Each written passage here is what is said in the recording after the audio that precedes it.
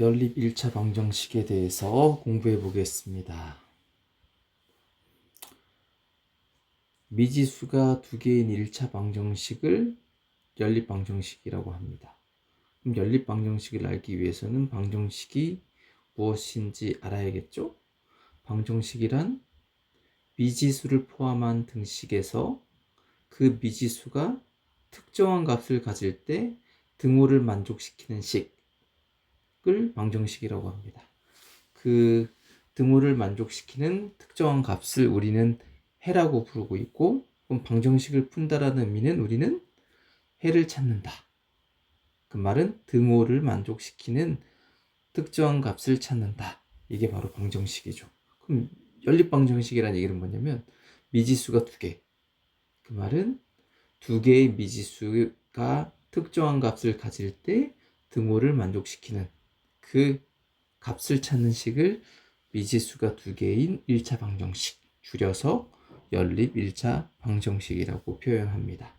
그러면 그 연립 1차 방정식이 어떻게 생겼고 또 어떻게 푸는지에 대해서 하나둘씩 배워보도록 하겠습니다. 연립 1차 방정식의 정의 및 해는 금방 말씀드렸듯이 미지수가 xy, 우리는 두 개의 xy라고 표현하고 그 차수가 모두 1차인 방정식. 지금 좌측에 나와 있는 형태로 ax 더하기 by 더하기 c는 0, 이걸 뭐라고 표현하냐면 방정식의 일반형이라고 표현합니다. 그래서 일반형으로 표현했을 때 ax 더하기 by 더하기 c는 0일 때, 여기 c는 0이 되어도 돼요. 하지만 a하고 b는 0이 되어서는 안 됩니다. 이런 형태가 나오면 얘는 연립 1차 방정식이구나 라고 생각하면 되고, 연립 1차 방정식의 해는 그냥 1차 방정식과 달라요. 연립 1차 방식의 해는 여러 개가 있어요. x가 1일 때 우측에 있는 식을 보게 되면 x 더하기 2y는 5, x가 1일 때 y는 2가 되고, x가 3일 때 y는 1이 되죠. 여기 보면 점점점이라고 표현되어 있는데 이 말은 뭐냐면 무수히 많이 있다는 얘기잖아요. 그렇기 때문에 해는 여러 개가 있다 보시면 됩니다. 그러면 한번 1차 방정식을 판별해보는 문제를 한번 풀어보도록 하겠습니다. 우선 3x-y의 제곱은 6, 얘를 어떻게 표현하냐면 좌변에 모든 식을 넘겨주는 거예요. 여기다가 마이너스 6을 하게 되면 어떻게 되죠? 3x y의 제곱 마이너스 6은 0이 되겠죠. 우리가 알고 있는 ax 더하기 by 더하기 c는 0, 단 a는 0이 되어서는 안 되고 b도 0이 되어서는 안 된다. 항상 이렇게 우리가 뭔가를 할 때 식을 적어놓고 시작하는 연습을 해야 돼요. 금방 보여드렸듯이 이러한 조건도 어때요? 다 적어야 됩니다. 그래야지 연습이 되는 거예요. 그럼 2번은 4x, 여기 보시면 마이너스 9y는 마이너스 9y 사라지기 때문에 4x 마이너스 9y는 0. 맞아요? 틀려요? 이게 맞게 되는 거죠. 보면 a는 4가 되고 b는 마이너스 9가 되고 c는 0이 되는 거겠죠? 그럼 3번 한번 풀어봅시다. 이 친구는 어떻게 보면 이렇게 넘겨주는 게 더 좋겠죠? 우변으로. 그럼 어떻게 되죠? 2x yy 사라지니까 얘도 사라지고, 그 뭐예요? 마이너스 7은 0. 얘는 어떤 형태죠? x에 관한 1차 방정식이 되겠죠. 그럼 4번은 x분의 1 더하기 y분의 1 마이너스 1은 0. 얘는 성립이 안 되는 거죠. 그럼 5번도 한번 풀어보면 5x 더하기 8y는 8y 마이너스 8x가 되겠죠. 얘는 넘겨봅시다. 플러스 8x 플러스 8x 사라지고 마이너스 8y 마이너스 8y 사라지고 정리하면 11x는 0.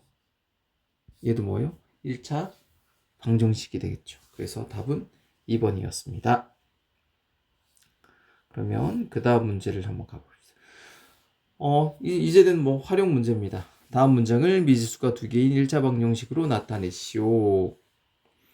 1kg당 4kcal 칼로리의 영양을 나타내는 탄수화물 Xg과 1kg당 9칼로리의 영양을 나타내는 지방 Yg을 섭취하여 2100kcal의 열량을 얻었다.